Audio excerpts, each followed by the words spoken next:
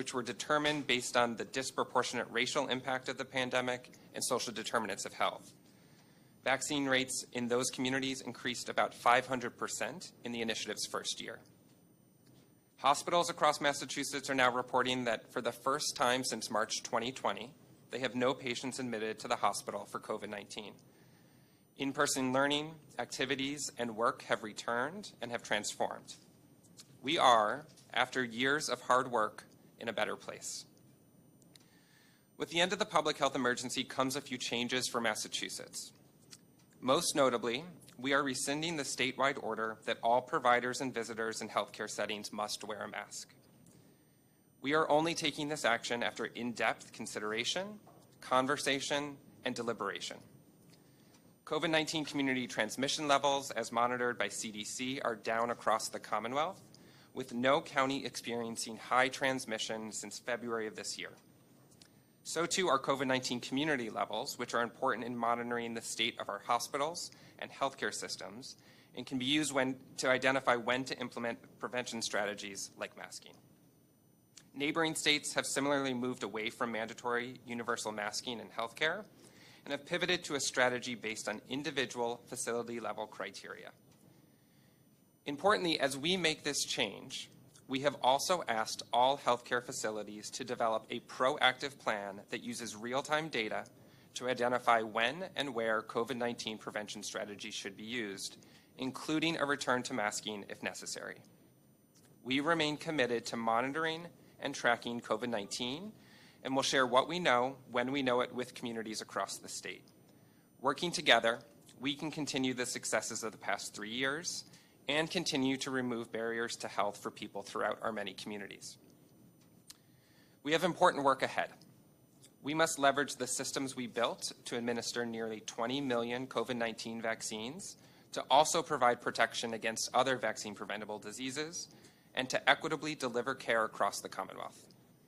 Our ability to rapidly identify clusters of COVID-19 cases and connect people to care can be transformed into a real-time public health surveillance and action network.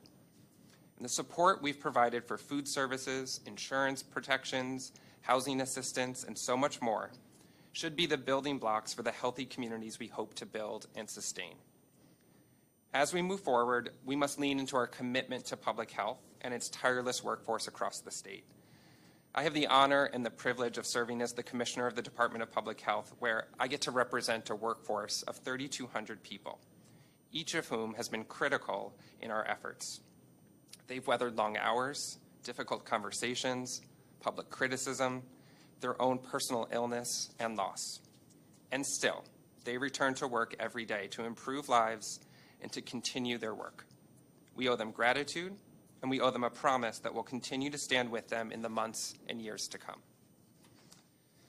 We've learned so much over the course of this pandemic, above all, that we must remain vigilant.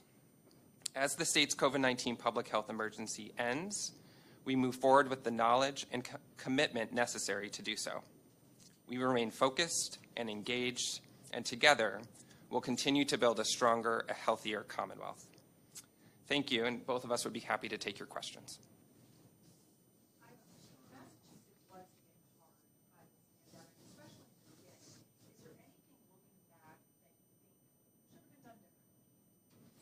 You know, as many of you know, I spent the past 2 years at CDC on the outside looking in, and I had the opportunity to look at Massachusetts compared to the other states around this country. And I have to say, so much of what Massachusetts did incredibly well.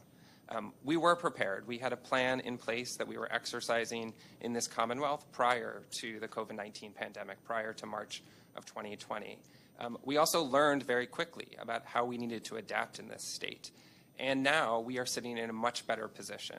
We have a stockpile that didn't exist before that holds necessary personal protective equipment, necessary tests and treatments, not just for COVID-19, but for other respiratory illnesses and other public health emergencies, like limits to reproductive care and our access to mifepristone in this state. So I would like to use this opportunity to look back and celebrate the accomplishments and the successes of this state, of this department in its efforts against COVID-19. Do you think the state is more prepared because of this for the next pandemic? Or do you think it's not prepared Yeah, I do believe that we all have to do the necessary work of emergency preparedness and our ability to respond. I've asked this department to think about how each of them can be a part of that emergency preparedness. But I do think that we are in a much better place than we were 3 years ago. We have learned a tremendous amount, and we're going to continue to apply those lessons to all public health emergencies.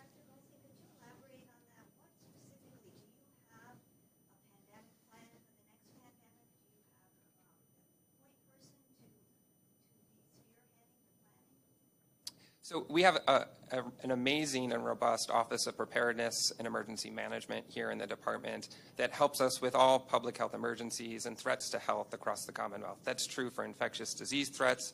That's also true for environmental threats. And as I said, threats to things like reproductive care and access. But we also have a plan, and maybe I'll let Dr. Madoff talk about that plan, because I imagine he was instrumental in writing that plan when it was first put together back before COVID-19. We will obviously adapt that plan, revise that plan, and make sure we're applying those lessons. But Larry? Yeah, so we do, of course, we have a pandemic plan. It's been in place for some time. And of course, all the planning in the world doesn't always prepare you for what comes. And it's really important, as the Commissioner said, to be adaptable and responsive. And I think, importantly, we in public health have really built our infrastructure to be stronger and more resilient. We've built our capacity to detect and respond to outbreaks. I think that will help us going forward. Can you speak to some of the changes that are happening on Thursday, in particular, local boards of health will have access to free vaccines? Can you speak, is the state taking steps to make vaccines more available to boards of health so they can have vaccine clinics and things like that going forward? Yeah, actually, thanks for the question. I think it's an opportunity to clarify what is and what is not happening on May 11th with the end of the federal and the state public health emergency. When the public health emergency falls on May 11th, there will be changes in this state. I mentioned one of those already, which is our mask order that is in place right now for healthcare settings. But actually, access to vaccines will remain. Much of the change that will come to vaccines and to therapeutics is linked to the commercialization of those two products. The timeline for commercialization is more towards the fall and winter of this coming year. And so on May 11th, folks can still go and get a vaccine wherever they were getting a vaccine before, and the cost of that vaccine will still fall to the federal government. So nobody should be limited in their access to vaccines, and that's important because remaining up to date, having received the most recent bivalent booster dose is the best way that we can protect everyone against COVID-19, severe disease, and death. There are some other changes that are going to happen with the end of the public health emergency. A lot of those are things that are, I describe them as under the hood. Changes that are happening to our data reporting that go to CMS and to CDC, the way in which we share those data on our public dashboards.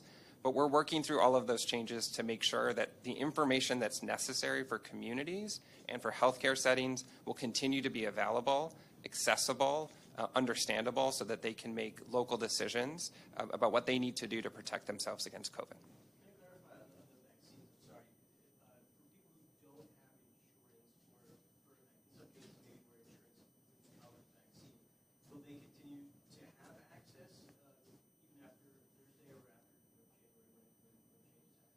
So for after Thursday, absolutely, they'll continue to still have access. The cost of those vaccines continues to fall to the federal government. There are programs in place for those who are insured, those who are underinsured, and those who are uninsured. Much of that is coming through from the federal government. When things go towards commercialization, we're going to have to work very closely with our partners across the state to make sure that we continue to provide equitable access to vaccines. We want to make sure that everyone who needs a vaccine has a vaccine. We know that it's the best way for people to protect themselves. So there are changes that are happening as well with CMS requirements around reimbursements for rapid tests. We still have ways here in the state to make sure that if we need more tests and we need to get them out there, we can get them out there. It's part of our cache, part of our stockpile, that we have over 2.5 million rapid tests available if someone were to need those, any healthcare facility or community. There will be other changes, and we're going to have to think through how do we make sure that all of the community organizations have the tests that they need, that they had access to previously. They're not going to have the same stream that they had before and the same reimbursement that they had before. But we're working to make sure that everyone who needs a test or wants a test can have a test. Will the virus ever be eradicated? how will we know that? So I'll start, and then maybe we'll let the other infectious disease doctor take a crack at that as well. So, we see respiratory viruses that circulate all the time, and in particular, coronaviruses have been circulating for a very long time. It is likely that this coronavirus, that SARS-CoV-2, the virus that causes COVID-19, is going to be with us for some time. But just like other respiratory viruses, it will continue to mutate, it will continue to change. Its impact on health will change. The severity of disease that it presents with will change. And we in medicine and in public health are going to have to adapt with those changes and make sure that we're educating and communicating about the virus. I think it's unlikely that the coronavirus that's with us will be eradicated. It's with us to stay. It's going to become another virus that we live with, has become another virus that we live with, and just like the other coronaviruses. One of the impacts of the pandemic has been that we've developed really good tools for this particular virus, and so that will help to lessen its impact going forward. It would seem unlikely the pharmaceutical companies are going to continue to come up with new versions of the vaccine to be mutated versions of the virus if they're not getting paid, if they're not making money doing that. How long does the government keep paying for it? It would seem at some point the government's going to say, okay, this jig is up. We're not shelling out millions every year for this anymore. I mean, I think that's a question perhaps for the federal government, who's supplying much of the funding for the COVID-19 vaccines and has done so for the past 2 years. They have made a commitment to continue to supply the vaccine as they have available in their stockpiles, and we're going to continue to use that vaccine to protect people across the Commonwealth. But I might send you to the federal folks at the Federal Department of Health and Human Services to think about how long they're willing to support that.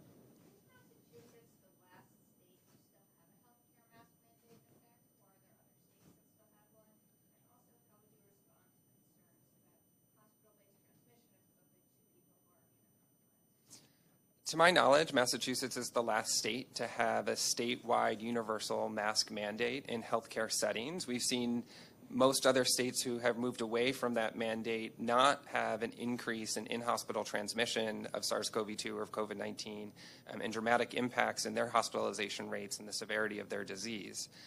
I think it's important to know what we did do when we took down the mask mandate, which is that we put out very clear guidance that asks healthcare facilities to be proactive, to think about the metrics that may change in the future that will warrant returning to masking. We ask them to look at what's happening in their EDs, what's happening with their hospital capacities, what's happening with wastewater in their communities, so that if and when COVID-19 levels increase in the future, there is a pathway back to masking. We also made it very clear that all healthcare facilities must continue to supply masks to visitors, to staff, and to patients, so that any individual who wants a mask has access to a mask. But I think it's important to look at where we are right now in this pandemic. We have hospitals that are reporting no COVID-19 cases for the first time since March of 2020. We went from a peak of 23,000 cases during Omicron per day down to less than 100 cases per day. We are in a much different place with COVID-19, and at this moment, if we're looking at the risk of COVID-19 transmission, even in a healthcare setting, the risk is extremely low, and bringing the mask mandate down is following the science and the data that are available. That may not be the case in a month or 2 or 3, which is why we're asking for proactive plans. Can you talk about your message to the average person who may be immunocompromised, maybe on the older age range? What is your message to them? You talk to real people out there. What do you want to tell them? Yeah, so I'll tell you what I tell my mom, which is go get vaccinated. The most important thing that people can do is that they can go out and stay up to date with their COVID-19 vaccines. Now, for those that are most vulnerable, which include those who are 65 and older and those who are immunocompromised, that means getting their bivalent boost back in the fall and getting another boost now after FDA authorization and CDC recommendation. It means listening to us in the Department of Public Health and knowing when it's time to go out and get your vaccine again. It also, and I say this to folks like my mom as well, to pay attention to what's going on around you, to think about all of the tools that are available right now at this stage of the pandemic. We have at-home tests that are available. We have masks and respirators that are out and available for folks.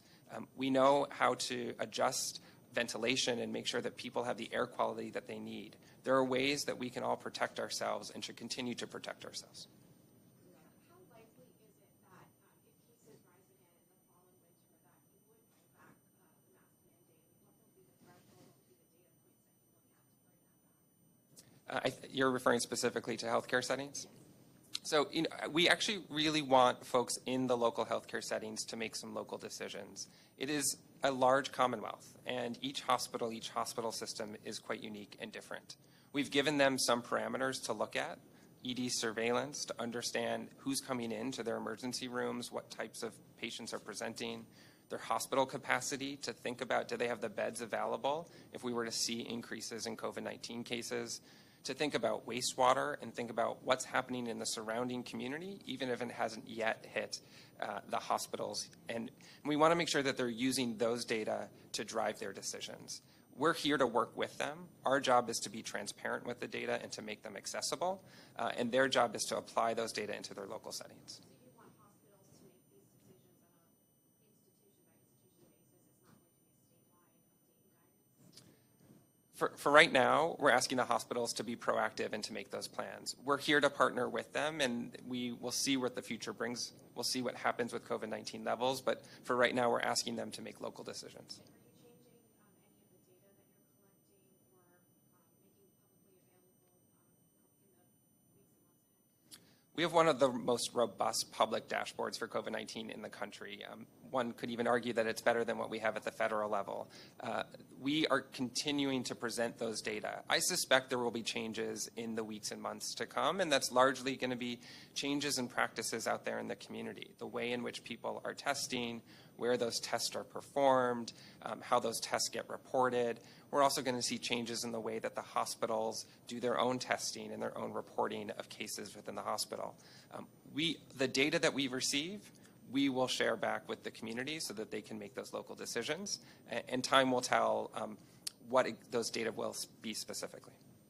Is there anything else that would be different on May 12th? I think we should talk about what will not be different on May 12th, right? So importantly, what will not be different is that people should still get vaccinated and stay up to date on their COVID-19 vaccines. People should continue to look around their communities and understand how they can protect themselves in the ways that they may want to layer in prevention strategies like masks and testing. We as a department will continue to be here to support people on May 11th, May 12th, May 13th, and far beyond that to make sure that they have what they need to protect themselves. Commissioner, could I add just one other thing that won't change is access? One other thing that won't change is access to therapeutics. Therapeutics will continue to be available through the state and through our telehealth system, for example. All of those things will continue unchanged on May 12th.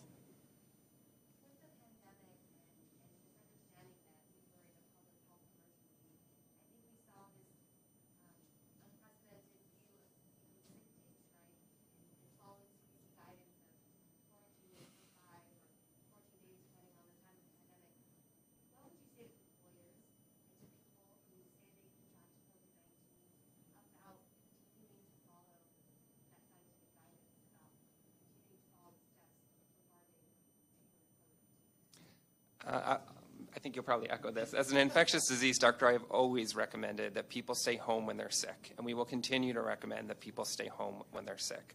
That's true for COVID-19, and we have very specific recommendations around how long to stay home and for how long you should wear a mask after you leave your home. But that's also true for infectious diseases like influenza, seasonal flu, chicken pox, measles. We have recommendations that when folks are actively infectious and contagious, they should stay home to prevent getting others sick. And we'll continue to talk to employers and to make sure they understand the importance of keeping those that are sick at home and providing them the protections they need so that they can take that time to be home and to get better.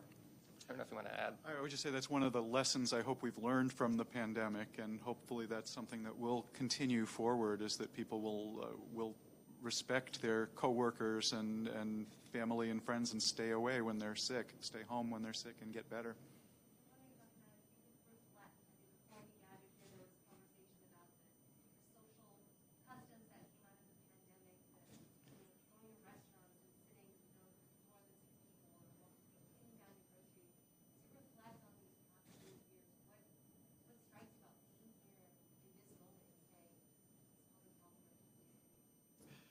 It's a good thing to see some of these social restrictions end, right? I think it's we're happy to see each other in person, and I think that's part of human interaction is to be out and together, and I think it's something that many of us have missed during the pandemic, and hopefully things will continue to improve and we'll continue to be able to be out and together.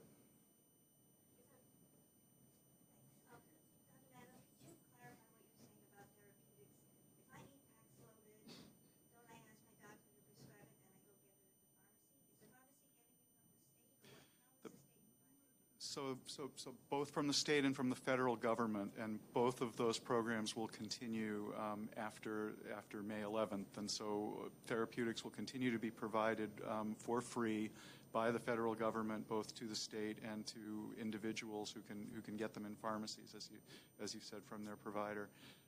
Eventually, that also will become commercialized, and we'll have to see what those changes look like. We are going to make every effort to make sure that therapeutics remain available and easy to obtain for everyone. On the data collection, you said the state will continue to share the data that it collects, but after Thursday, are there requirements for what data is collected? Both, I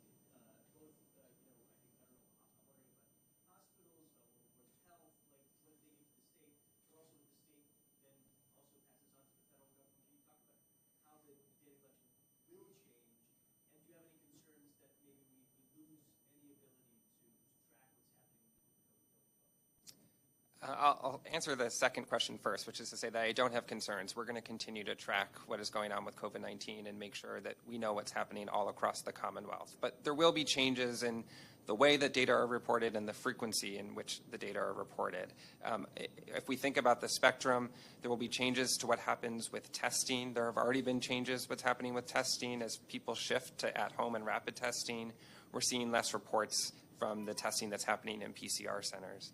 We'll see changes in the hospitalization reporting.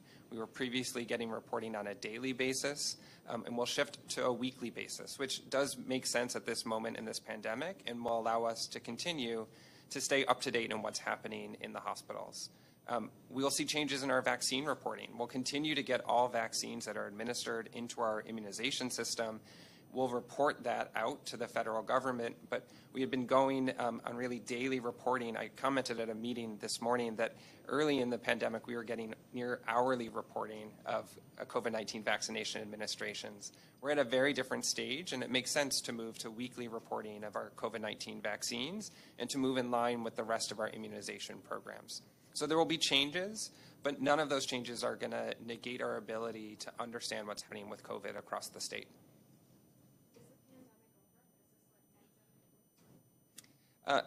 This is not the end of the pandemic. This is not the end of COVID. This is the end of an emergency phase of COVID-19. What does that exactly mean for the average person? Because most people, I think, have been living their lives as if the pandemic's over. I don't know if you want to take a crack. I'm not sure what to say. Yeah, I'm not sure how to answer that, what most people are thinking. I think you're right. I think for many people, they've been living their lives for some time now, and I think that's a good thing, that there was a period where there was a lot of fear and where there was, frankly, good reason to be in fear. There were a lot of hospitalizations and deaths, and we're past that. I think the end of the emergency means just a few things are changing, and I think we're telling you that most things are staying the same after the end of the public health emergency. Do you think most of the hospitals will continue the COVID policy that they have now? Do you mean in reference? Yeah, I mean, they'll just stick with the masks and the mandate.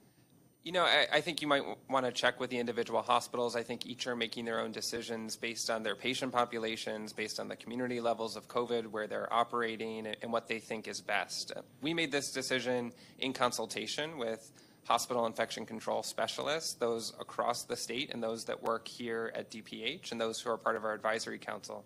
So I imagine they're going to follow our DPH guidance. I suspect they will follow our DPH guidance and that they will have proactive plans, but I don't want to guess what individual healthcare settings are going to do. It would seem, right, for the past 2.5, 3 years, they've been making decisions based solely on public health with the financing same, at some point, they go back to business as usual, which is governed by the advice of accountants, insurance, actuaries, and lawyers. Well, I might say that business as usual for them is taking care of patients and protecting health, and we're in that business with them. So their policies prior to the pandemic were focused on how best to protect individuals who are coming into the hospital, whether those were patients that were admitted or visitors or staff that were taking care of them. And we would expect that they're going to continue to put the health and safety of their patients first. Are we at a point where we can invite questions from those who are listening in? Do we have any? Go ahead. I just wonder if there are any moments that we'll never forget in this time in history that encapsulate how difficult this was. Beyond the numbers, beyond the dead sheets, the people who were at the core of this emergence. I have a lot of those moments. I'll share maybe one from really early days in the pandemic. Prior to me joining CDC, I was an infectious disease physician at Mass General Hospital, and one of the roles that we had to do in the first weeks of COVID-19 was to decide who got a test and who didn't. In that moment, we had 20 tests in one day that we could perform for COVID-19. And we had a tremendous number of people who were coming in. If folks remember the Biogen conference that happened and the number of cases that came from that conference, many of those came into the emergency room at Mass General, and it was my responsibility for many nights in a row to hold a pager and to understand how sick was this individual and did they deserve the COVID test that was available. We are in such a different place where anyone who wants a test can get a test, where anyone who needs care can get care. But that moment sticks with me and will stick with me forever. I'm sure you have some as well. I think the very first case that happened in Massachusetts, which was back at the end of January of 2020, is a moment that I will remember because it really brought home, although we watched the wave of COVID cases occurring around the world, the fact that we had our first case here in Massachusetts was a very real moment that was really some cold water on the face at that point. As Dr. Goldstein says, there were many heartbreaking moments associated with COVID. I haven't used the word heartbreaking as often as I did, certainly during the first years of this pandemic. Families unable to visit their relatives in the hospital who were sick and dying, people who were kept apart by COVID, children kept out of school. I mean, there were just heartbreaking and very traumatic moments associated with the pandemic. And it does feel like a little bit of a breath of relief to see things getting better. During the pandemic, I know there's expanded role for nurse practitioners and physician's assistants. I believe that may be coming to an end on Thursday. Can you speak out to any changes that are happening there? Yeah, we can get you the details on the changes that are happening in the licensure from the Bureau of Health Professional Licensure. But really what we wanted to do is make sure that people will continue to have access to the care that they need and the right people can be in those roles. We're very aware of the staffing crisis that's happening across Massachusetts in healthcare, and we're working with all of the health professional licensure boards to make sure that they have the resources available, the staff available to take care of people. Okay, we're going to take more questions. Just one? Just one? Yeah, okay. This is easy. Could you state your name and your organization? Certainly, and on the audio portion to ask a question, please press star 1. I do have a question from Sarah Betancourt. Your line is open. Hi, thank you for hosting this. I did have a question regarding how DPH will respond to immunocompromised individuals who are filing civil rights complaints focused on their ADA rights being violated because some local hospitals have mask requirements are going away and those individuals cannot ask providers to wear a mask. So I'm not, thank you for the question, but I'm not sure that I'm aware of the specific legislation or specific lawsuit that you're talking about. I will reiterate what we had commented on earlier, which is to say that our guidance for healthcare facilities states that they must proactively have a plan of when to bring back masks in the setting of increasing COVID-19 levels and increasing risk and threat to those that are in the hospital, and also make sure that they are providing a mask to anyone who wants or needs a mask inside the healthcare setting. That includes patients who walk in and will ask for a mask, but also staff who may ask for a mask or visitors who may ask for a mask. And we'll continue to work with the hospitals to make sure that they follow through on these plans and are providing the resources necessary for everyone. So just to clarify, it isn't a lawsuit, it's actually federal civil rights complaints towards the DOJ, HHS, and the local state attorney general's office over ADA worry.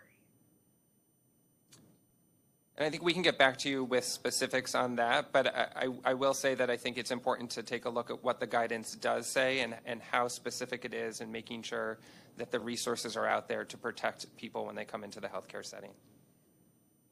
Thank you. Thank you for your question, Sarah.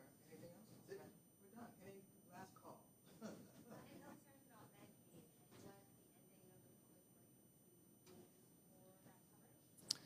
So I suggest you should talk mostly to Mass Health about this, as they're really knee-deep in the redetermination process. As folks know, there have been protections for those who have been on Medicaid and Mass Health over the past 3 years in the setting of the public health emergency. We're working across the Secretariat. We are part of one big EOHHS family here, and we want to make sure that we're supporting them. But they have been doing tremendous work to make sure that those who need to be reevaluated and to get back on Mass Health can get on Mass Health, and those who need to be connected to the healthcare connector can get connected and can get the plans that work for them. Thank you all so much. Thank you, Commissioner. Thanks, everyone.